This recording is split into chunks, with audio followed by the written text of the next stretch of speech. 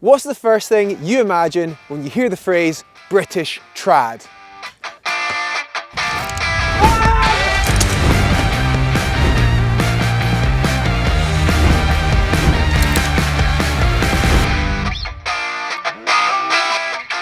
Oh, fuck! No!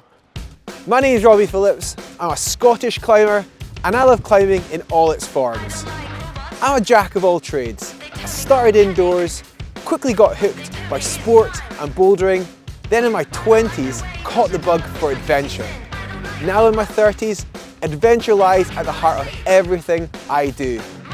Even going bouldering, I'm drawn to the places few other climbers can be bothered going to. Just a bit further, just a wee bit further.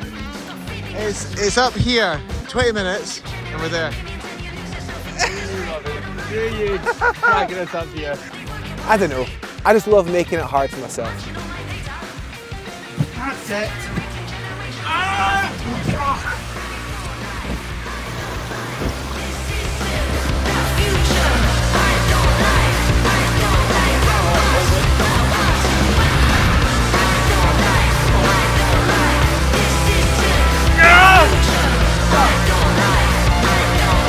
Yes, come on! And for the last 20 years or so, I've travelled the world climbing, visiting some of the most incredible climbing destinations on Earth. But there's something that keeps drawing me back home. Climbing in the UK and Ireland, in particular trad, is totally unique. Nowhere else I've been quite compares. The variety of rock and landscape packed into a relatively small group of islands, and the sense of adventure that comes with our own distinct style of trad, a style that often gets painted as being dangerous and overtly risky because we don't place bolts on trad climbs.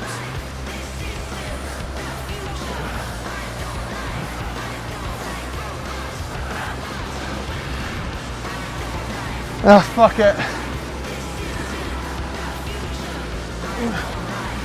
Woo! Oh, Jesus! Fucking hell. Woo! That was fucking wild. That was fucking wild, mate. But there's a reason for this. In the UK and Ireland, we have both trad and sport, but strong traditional ethics protect certain rock types from being bolted. Gritstone, sandstone, most mountain crags, sea cliffs, as well as places considered remote or wild. There are many reasons for this, both environmental and cultural, but at its core, to climbers, it's all about preserving what I call the spirit of adventure. Adventure, by its very nature, involves uncertainty. That is, not knowing exactly how something will unfold.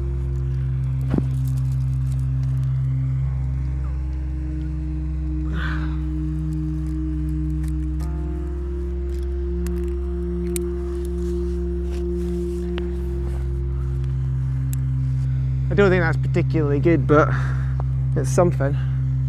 And that uncertainty is what gives trad climbing its depth. Not knowing how a route will be protected challenges the mind and can turn a relatively easy climb into something genuinely demanding and deeply memorable. Fuck me, that's it. Oh, Jesus Christ. Oh, I was fucked. Just at the end there.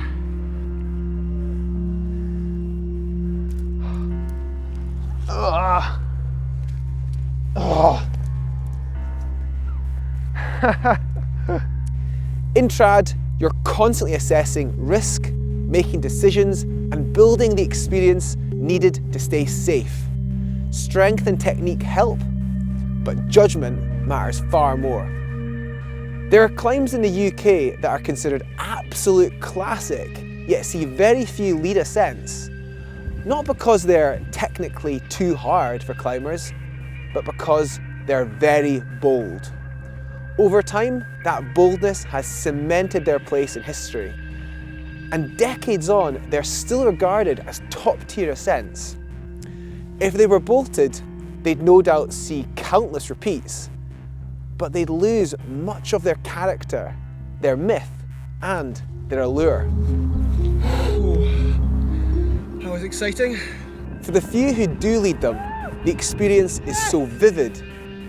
Right, the moves, the holds, even the name of the route stay with you forever. One of the great misconceptions about British trad climbing is that it's all dangerous. In reality, big falls just attract more media attention. But there are plenty of well-protected and safe trad routes alongside the bold and serious ones. You get to choose the level of commitment. That's exactly what our grading system is designed to do, even if it does take a while to get your head around it. But at its core, trad in the UK and Ireland is about preserving adventure, where accessibility is earned, not provided. And by developing the skills, mindset and judgment needed to operate in uncertainty, you earn access to wild places in a way that simply doesn't exist in other forms of climbing.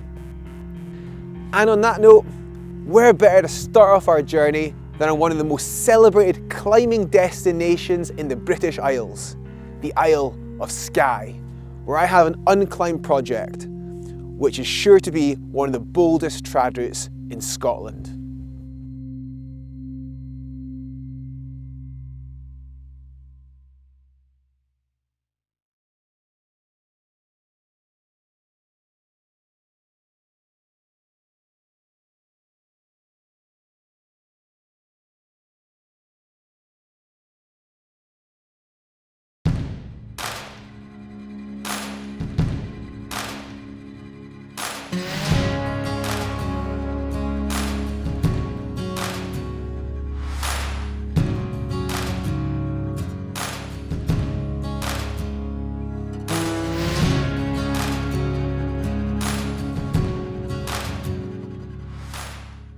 I mean, I think there's been a lot of climbing done here over the years, but I think this main buttress, this big steep, really impressive part of the crag, there's nothing that goes up there.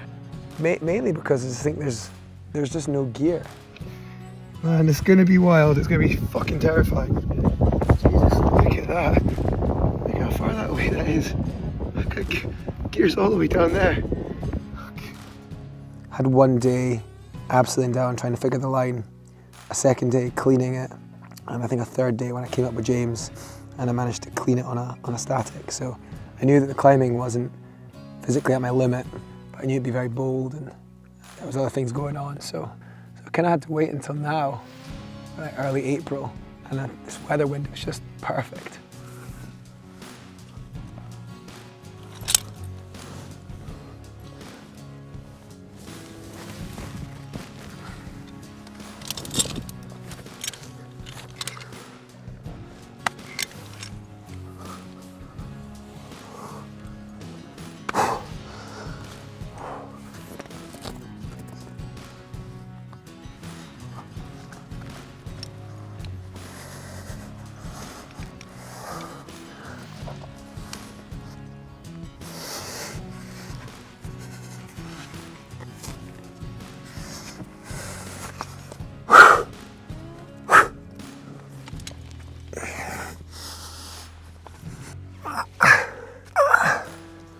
God damn it. The rope got kind of caught in that. Something broke as well. What was that?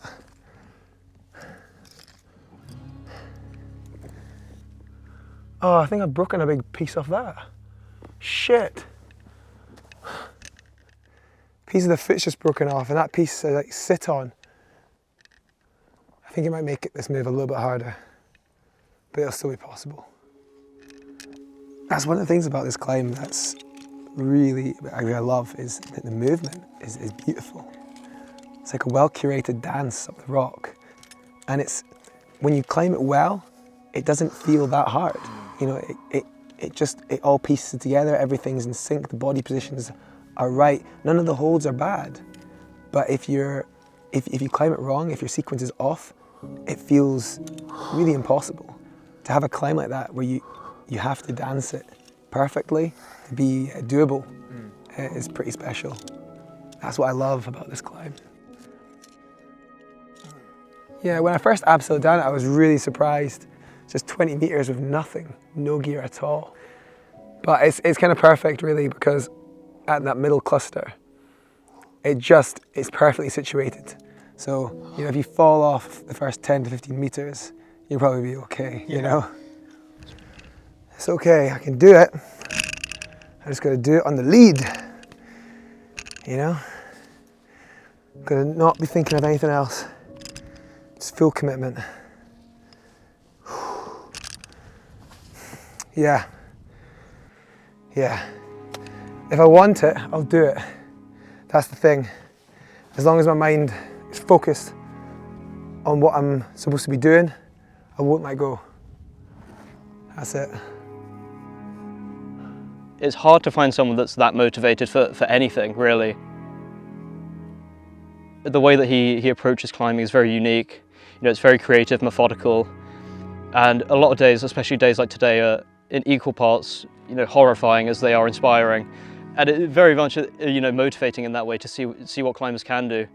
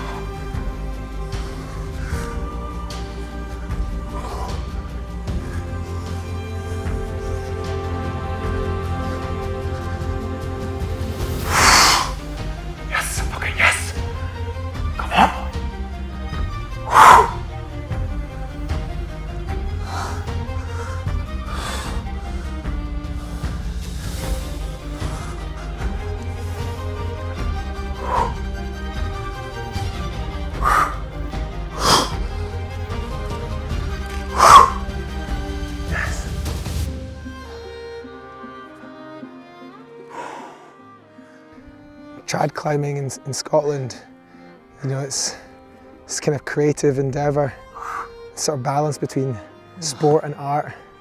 You know, coming to a place like this, finding something new and trying to find your own path up the wall, it's magical. Even in Scotland or, you know, Great Britain, there still is a potential to really push the boundaries and to have a good sense of adventure. And to have those things close to home. You know, so many people, you know, go abroad for these sense of adventures, but, you know, Robbie can find these adventures at home, and I think it's one of the real gems of Scotland, is that you just have beautiful landscapes wherever you look, and you can make a brilliant day wherever you go. You know, this is traditional climbing in the sense that you're placing gear, but it's actually not the traditional ethic of going trad climbing, which was essentially on-site, ground up. But it's a different sort of challenge. You know, it's one that, as I said, it's very creative. But I'm actually really chuffed I got this done, you know, this early in the season, because what I'm really psyched to do now is do on-site climbing, proper ground up on-site trad climbing, bring it back to its roots. I'm well psyched for that.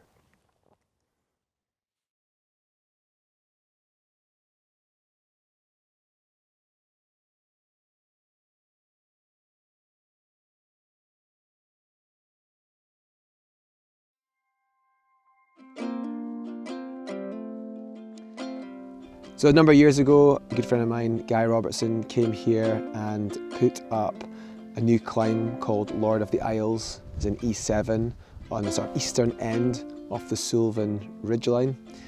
It's a pretty magnificent crag on this beautiful Tordonian sandstone, sort of rounded cracks and horizontal breaks leading all the way up to a spectacular finish on the summit. I remember seeing this picture Hamish Frost took of Guy, and it just captured my imagination, really. It's just, you see a picture like that and you just want to be there, you want to climb it. And so for like the last few years, really, I've been dreaming of coming up here. I've not really managed to make it work until now, and yeah, now I'm here. I almost can't believe it. It's got perfect weather, got a cool breeze. It feels, yeah, ready to go for it. My plan is to try it in on-site style. On-site is like that, for me, the hardest form of climbing.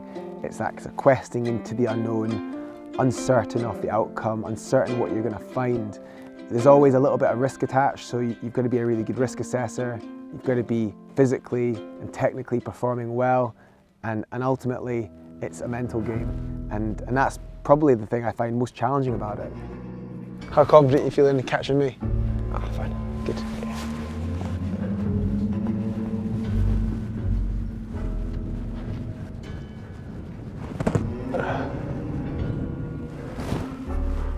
Jesus. Oh my God, this is well tricky.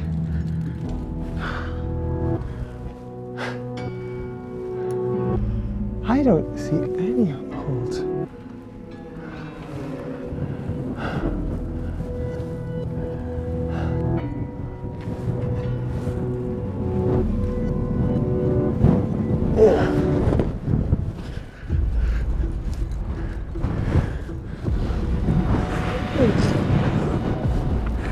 Cool, got it.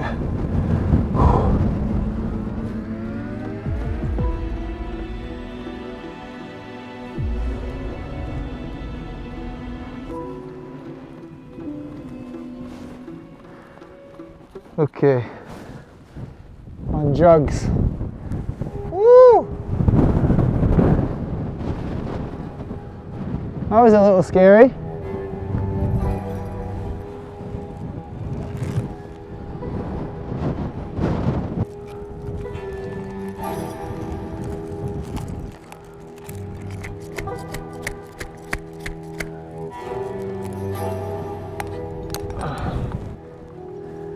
I feel like I'm not going to die now.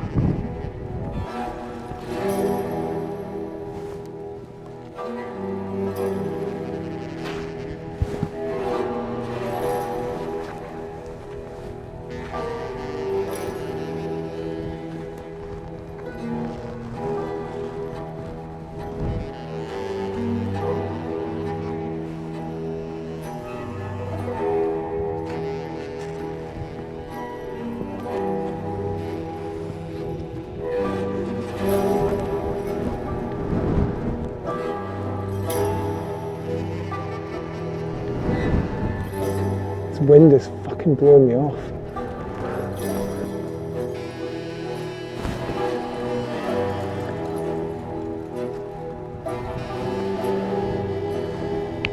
It's a side cut, okay. So I'm just trying to feel it. It describes from there a good micro wire or a good micro cam upright. Oh, yes. It's the cam. A hidden cam.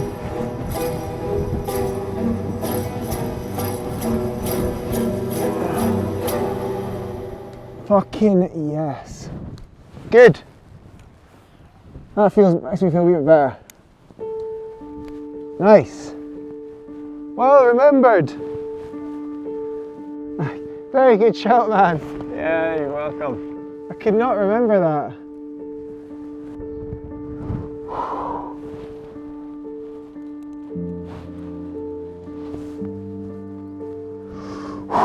Okay, man, ready? Yeah.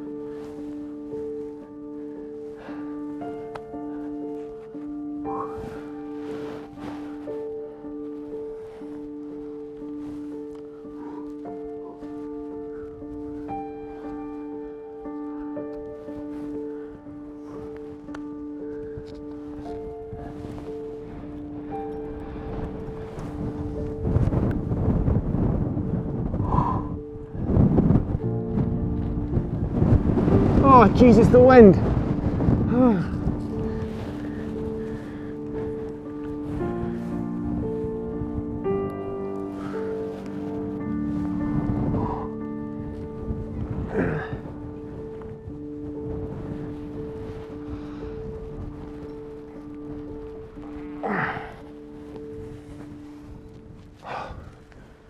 Fuck yes. The wind almost blew me off there.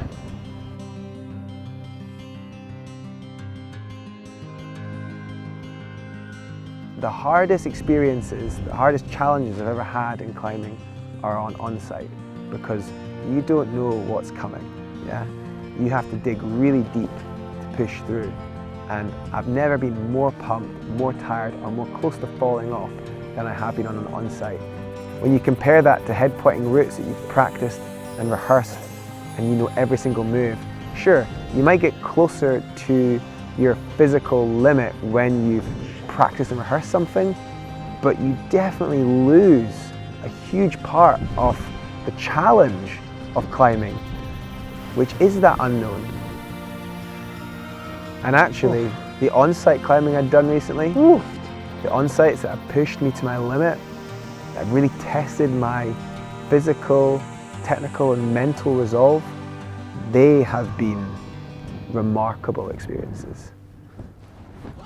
Woo! Nice one. Cheers, man. That's sick. Oh man, sorry for the long delay. Flipping hell. That was a long pitch. Oh my God, great climbing. You're gonna love this, man. You're gonna absolutely love it. Yeah, I can't wait to get on it now. I mean, at the end of the day, I think this is just like a really great example of, you know, on-site trad climbing in the UK. It's bloody adventurous, you know. You're questing up a wall with relatively little information, figuring things out as it comes. Yeah, using your experience that you've built up over years, constantly assessing the risks that you're taking, constantly trying to balance your desire for success with your desire to preserve life at the same time. You know, a bit of self-preservation is not a bad thing, but it can hold you back. And again, that's probably not a bad thing either if you're not ready for it. I was just really chuffed that I've done a good amount of on-site climbing recently, and if I hadn't, I don't think I would have been ready for this climb. And yeah, it just shows me that I'm going in the right direction with things for pushing on harder on-site climbs in the UK.